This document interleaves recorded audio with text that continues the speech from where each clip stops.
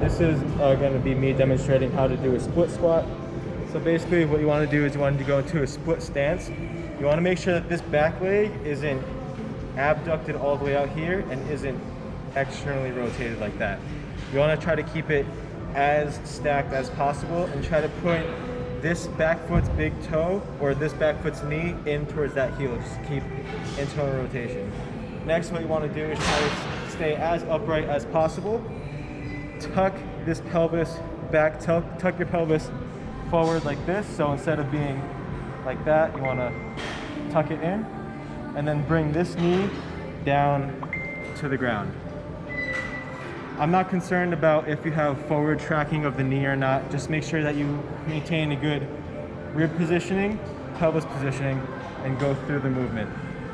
To progress it and make it harder, you can do a Bulgarian split squat, which you put this back leg up onto something, like a bench, and same thing, same cues, point this knee in, and then lower yourself down.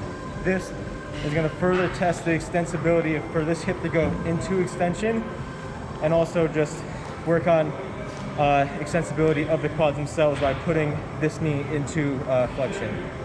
To progress even more, you can elevate this front foot just to have more depth to this back leg going down. If it's feeling hard, regress back to a split squat. If the split squat's feeling hard, you could use one dowel. If that's still difficult, get another dowel and just practice lowering yourself. Remember that this is also a lower movement for this leg. You're not just putting all the tension onto this back leg, you're also loading this leg as you go down. So don't be afraid to use this size glutes and quads and adductors as you go down. If you get to a Bulgarian and the Bulgarian is still a little bit difficult, again, use a dowel, use to get some external support for you to then progress you into being able to do it without a dowel and then to be able to load it yourself.